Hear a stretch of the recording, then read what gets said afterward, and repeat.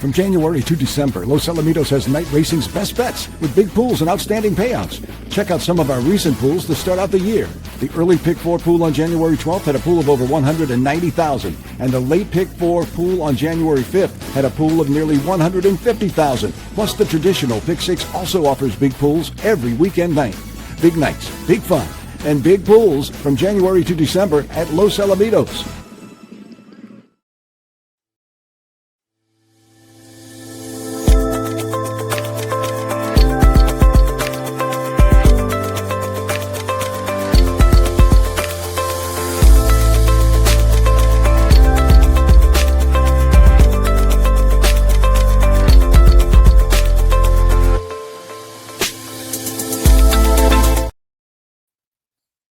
And welcome to the Los Alamitos preview show. A big weekend of racing here at Los Alamitos. Saturday night, we'll have 8 races on tap. First post will be at 7:05 p.m., a little bit later than last week, but still great racing action coming up. The pools last week were really, really strong, and we expect that to be the same here this weekend.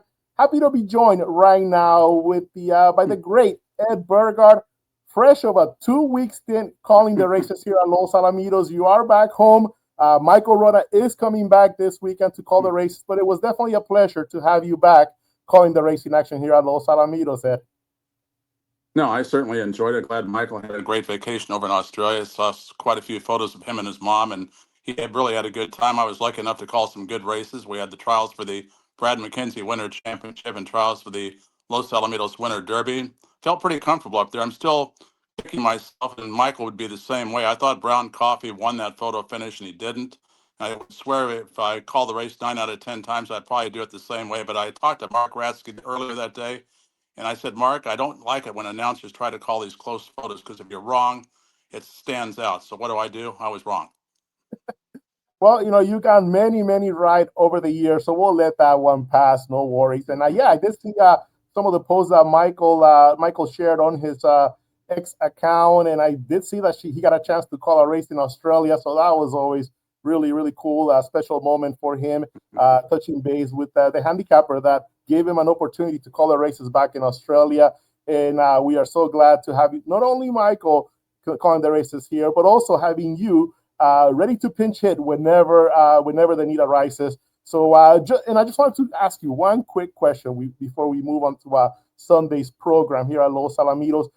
You call, like you said, some really nice races, including the trials to the Los Alamitos Winter Derby, the trials to the Los Alamitos Winter Championship. What stood out in from any of those races? Any one horse that we can look forward to, especially coming from you? That means a ton.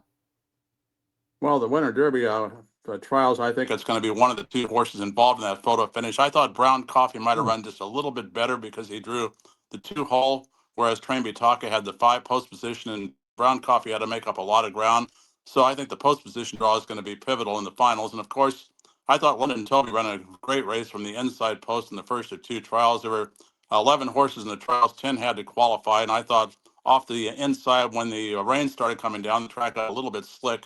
He ran well, unrelentless, of course, looked very sharp in winning for Justine Kleiber and Eddie Willis. And I thought Just Good Wine just didn't simply care for the track that much. He's definitely the class of the field. So I'm thinking that the winner's going to come out of the first of the 2 trials for the Winter Championship. Yeah, certainly some quality horses in action. Of course, now that we have those trials of the Winter Championship out of the way, the 10 horses that we'll be seeing in the final, just a terrific field, including, like you mentioned, London Toby, the defending champion, as well as Just Good Wine, who ran second in the Champion of Champions last year. Well, we have the trials to the Los Alamitos Maiden Stakes this Sunday night here at Los Alamitos, and a total of 36 runners in action in these trials, with a $97,000 purse for the final. This race is called the Maiden Stakes, but as we know, Eddie, there's horses here that have won races and have actually done really well in Grade 1 futurity trials. Horses needed to be maidens prior to nominations on November the 1st in order to qualify. So you will see several horses with victories here in this race. Do you have a horse that you really like in these trials, Eddie? Well, it's a horse from the Scott Willoughby barn for the owner of Los Alamitos Racecourse, Being Blessed. I thought this horse ran much, much better than the last line indicates. Reared up at the start of the last outing, spotted the field 2.5 to 3 lengths, and thought finished out full of run.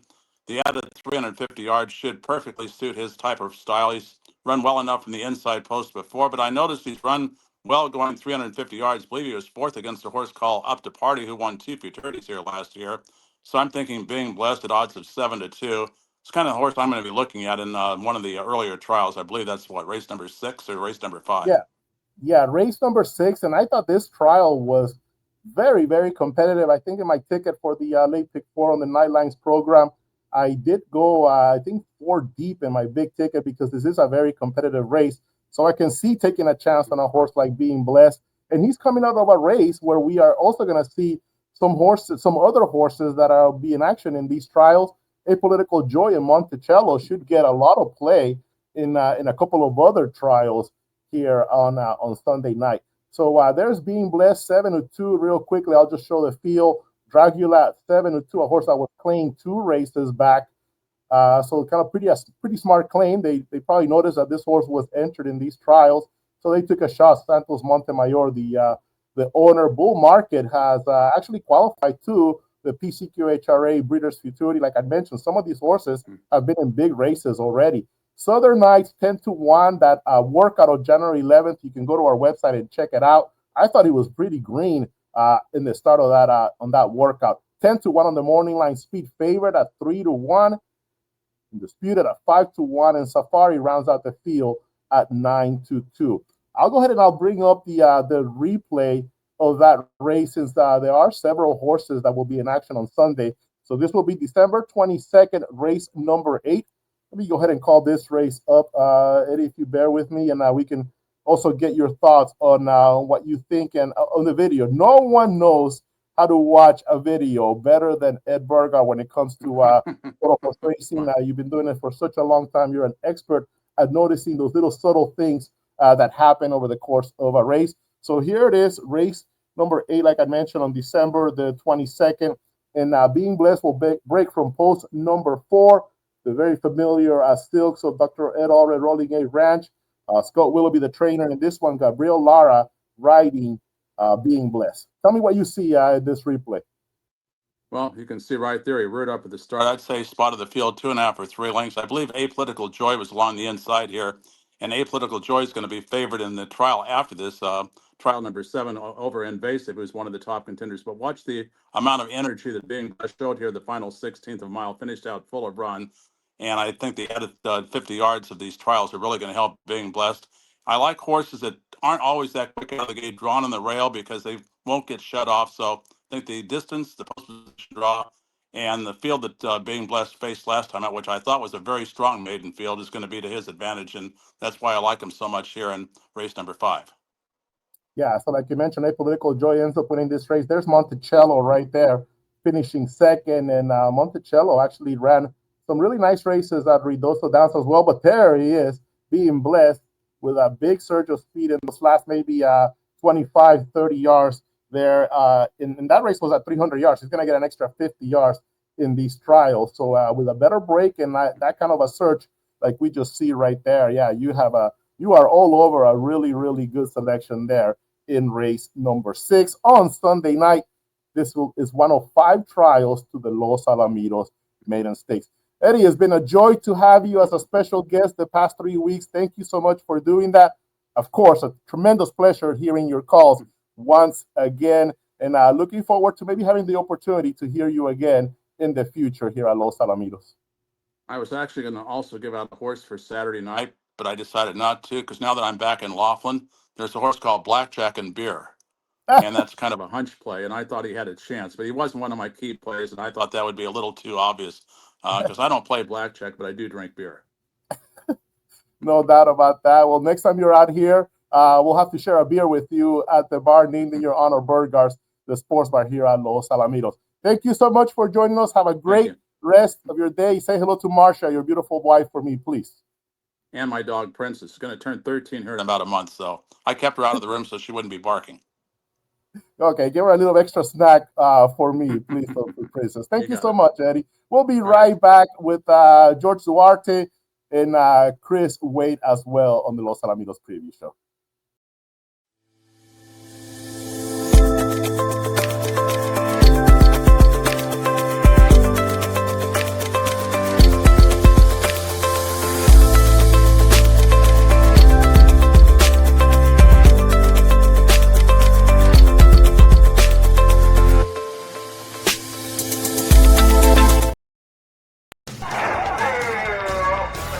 From January to December, Los Alamitos has night racing's best bets with big pools and outstanding payouts. Check out some of our recent pools to start out the year.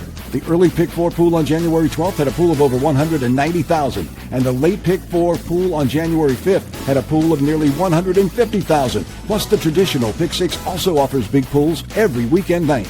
Big nights, big fun, and big pools from January to December at Los Alamitos.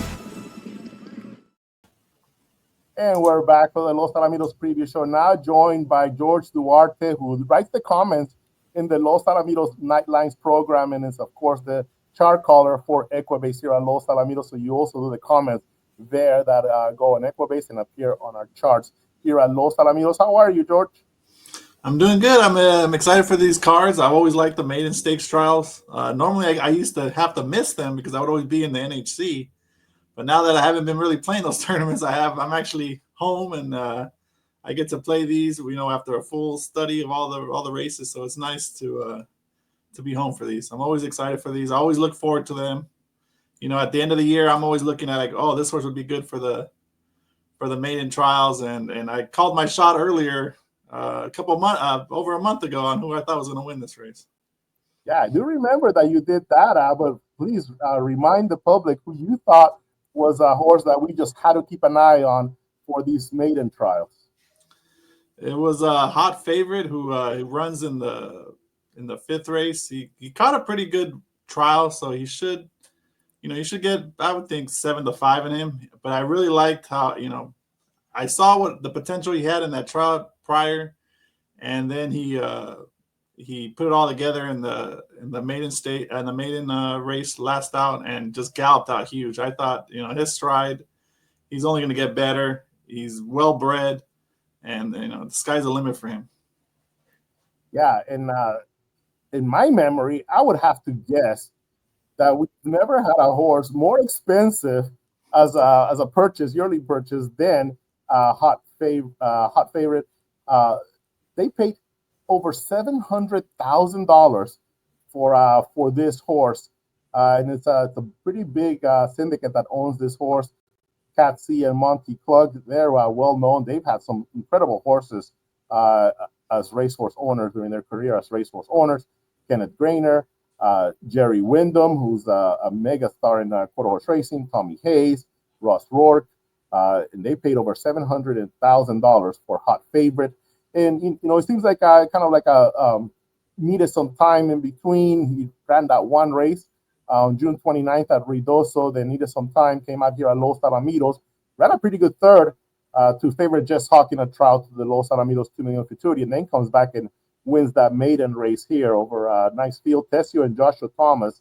Joshua Thomas is in these trials. So that's the horse that you're going for, that you think will win this race eventually. What do you think of the rest of this field? It's a pretty good field. Michael Spire ran a nice third, has been in some trials here at Los Alamitos as well. Apprehensive ran second to Ohana Spirit, who qualified for the 2 million futurity.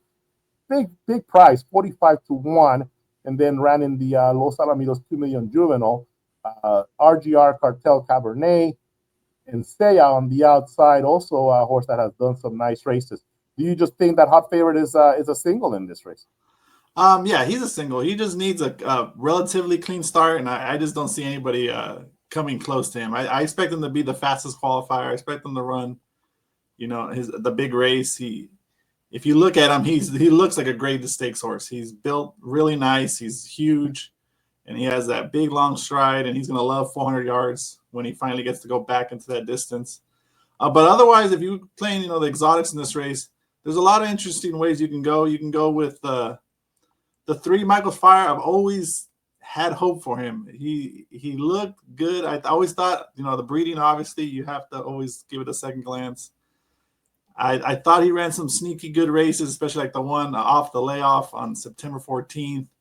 But then he just keeps kind of always finding trouble, always something happening where he doesn't put in a good effort. But this last time he actually broke well, which I think is a good sign. I think maybe the lights finally came on.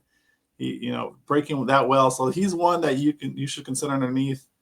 Torito Cash Cartel has always been bet. He went off at 2-1 as a debuter, and he just had some unlucky starts. He is really quick.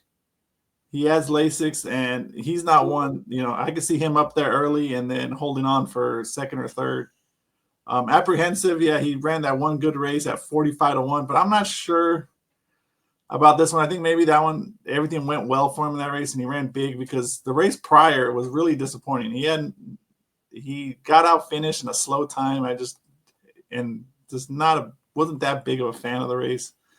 So if I were, if you're taking a big favorite like Hot Favorite on Top, in order to make it pay, you have to beat one of the next choices, and that's the one I would go against. And also use Zaya. Zaya, if you look at the strides towards the final half, the final 16th, always finishing well is just a really bad breaker. But with the outside post, should get a clean start, and can easily you can see him coming on running late for third or fourth. So that's another one I would use. Well, pretty good field there. Pretty interesting insight there for George Duarte in race number 5. I know you usually give us a prize as a selection, as a play. Is there anything that you like in these trials on Sunday? A little bit of a price, Hot Favorite, of course. A lot of people will be singling him in there, and he's 9-5 in that one. So I know that's not a typical George Duarte selection. So is there a horse that you like? I wanted to give Being Blessed, but then as you said, Ed Burgart doesn't miss much on the replays, and I thought that one I can get away with. I was like, oh, this one's sneaky. He had a couple good starts, and I know they showed the race before the December 22nd, but even the race prior to that against Give Me a Reason, the rider was kind of hesitant on the rail and didn't really want to go. And then but you see him when he finally is comfortable on the inside, he does stride out well, and then you see his gallop out. He gallops out well, so he has more to show. He just needs that clean start from the rail. I know he's going to want 350, so I agree with Ed on that one. I was hoping I would get a price, but now that Ed gave it out, I don't think so. So if I had to go for another price horse, I would probably have to go with putting you on the spot here. I'm putting you on the spot. Let me go through the field again, because I just saw the morning lines today. Let's see. The horse that going back to the opening trial here, Monticello at 2-1. You look at what this horse has done throughout his career, and he has every right to be one of the favorites in the Maiden Stakes final if he qualifies. Running second in the Ruidoso Futurity trials, then coming back and kind of had a little bit of trouble there, ended up 5th in a trial to the Rainbow. Then here at Los Alamitos, facing Beach Walk, came in and bumped, ended up getting DQ'd. He actually made a nice search there to grab second, but he ended up getting disqualified and placed 3rd. And then he comes back against Apolitical Joy in that race that we show about Being Blessed and finished 2nd. So he's had good efforts every single time. He is very well bred. Apolitical Jest out of Trendy, who's a really good producer. And I think this horse should do well. And he's lands in a very good trial because number 5, Competent, I wrote in the program that he's actually outraced his name because he's been more than competent, qualifying to 2 futurities here at Los Alamitos last year. This filly ran in the Governor's Cup futurity and finished 6th. That was a pretty good race. Favorite Just Hog wins, Party Time Tom, Midnight Mood, couple of others in that race, and then ran 9th in the Golden State Million futurity, crossing the wire in 9th place. That's a big long shot, but she did qualify, running 3rd in her trial. So Competent, the richest horse in this group, over $42,000. No other horse in these trials has earned more money than the 5 Competent. So a good way to start the trials, race number 4. Yeah, and if you wanted a price play, it would be the not in the trials that I like. I like one in race 2. Race number 2. Here we go. And it's the number 6, Foos Lee. I picked her on top last time because I thought she was pretty quick if you just look at her visually, and I thought the 110 would hit her, right between the eyes. I thought that was a good distance for her, but she just had a tough trip. I mean, got bumped around. I think the horse lugged out, and she just had a really tough time. And then so it drops into a really weak field, draws better, and gets to go 300 yards. If you see her, she galloped out well in that 110-yard race. Finds pretty soft field. I mean, the favorite is first time under the lights for a Dan who has been doing good this year. I mean, he's sitting at 26% to start the meet. So I understand why Ed made him the morning line favorite, but I'm always hesitant to bet on horses first time under the lights at short price. So I think with the expected improvement, second under the lights for Foos Lee and a better post draw, I think that one's a good price play. And I actually singled in my pick fours. So we'll keep an eye out for Foos Lee in race number 6, second star, like you mentioned here at Los Alamitos. I always like to look at these type of races because the sires, always fun to look at them. Royal Cash Cartel for the 1, Chepe Cartel. The 2, Jazzy Girl, Wanted Separatist, the sire. And on the outside, number 7, Mr. Tempestuous, the sire, Mr. PYC to you. Not too many people probably remember that this horse won the Champion of Champions, Mr. PYC to you. Long odds, too. And the biggest upset in the history of the Champion of Champions. Defeated He's a Dash of Fire in a really good group that year. This horse may have been the only one that had not won a Grade 1 race in that race. And, of course, he does it in the Champion of Champions at a big, big price. Yeah, he was on the outside post. I remember that. Yeah, race. Exactly, for Jose Flores. So that's a look there at this race number 2 here at Los Alamitos Race Course. Before we go to break, I got to remind folks of a few things that are happening here on the next few Saturdays. This Saturday, of course, we have the Los Alamitos calendar giveaway. All the updated stake schedule that we have here at Los Alamitos. You can pick this calendar up with your free admission on Saturday here at Los Alamitos after 4:30 p.m. So with your nighttime admission, you get your free calendar here on Saturday night. And don't forget, we are going to race next Saturday on Super Bowl weekend. We are racing next Saturday here at Los Alamitos. So that should be a lot of fun there, a little preview prior to the big game on Sunday. So a couple of Saturdays, couple of busy Saturdays here at Los Al coming up. George, thank you so much. We're going to take a quick break. We'll be back with the gentleman, Chris Wade.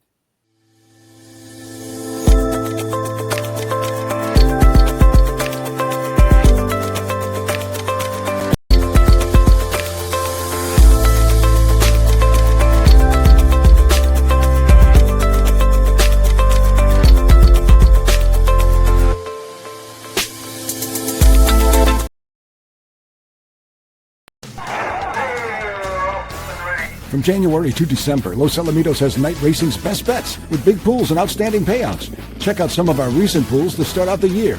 The early Pick 4 pool on January 12th had a pool of over $190,000, and the late Pick 4 pool on January 5th had a pool of nearly $150,000. Plus, the traditional Pick 6 also offers big pools every weekend night. Big nights, big fun, and big pools from January to December at Los Alamitos. We are back with the Los Alamitos preview show, our final segment, and we are here joined by Christopher Wade. Chris, how are you doing today? We missed you on the show last week, but happy to have you back. Yeah, glad to be back. I feel a little bit askew last week, a little bit better this week. We'll see. And our price play did get home last week, so I'll see if we can keep it going this week with another price play. So, well, excellent. Yeah, I had a chance to talk to Ed Burgart and George Duarte about Sunday's racing program here at Los Alamitos. So we saved the Saturday action for you. So let's go ahead and bring the past performances right up. First post on Saturday is 7:05 p.m. And of course, we are going to have our Los Alamitos calendar giveaway here on Saturday, as well as staple giveaway here at Los Alamitos Racecourse. Chris, you have a selection here for Saturday, and I know it is race number 7. Tell me the horse and what you think about this horse and what this horse will do in race number 7 on Saturday night.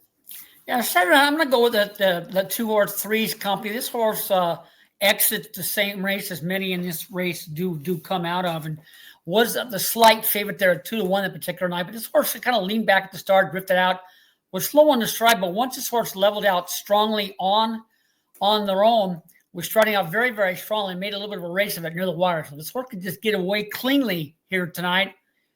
Is another one of my favorite give him one more chance horses. And this horse got the ability, it's just a matter of getting out of the gate. And if this horse does get out, has a big look at the outcome there at I do see 4-1 to make some amends to last time's backers. Yeah, and looking at this race number 7, an allowance feature for fillies and mares. The Saturday night program actually features 2 similar races. Race 8, we'll take a quick look at that race 8 as well. A lot of grade 1 type runners in race number 8. So race 7, we do have a stakes winner in this field, number 1, Ecstatic. And the one thing that you do notice is that Elena Andrade has 3 runners in this race. And actually, in my selections of the Nightlife program, I actually picked her to get the trifecta in this race with Threes Company, La Famosa Vaquera, and also Heather Denise. So Elena is loaded with some really good mares in this race number 7. But of course, you are going with Threes Company. So with that being said, Chris, we'll go ahead and bring up a replay from Threes Company. This race that I'll bring up is her last outing, race number 8 on January the 4th.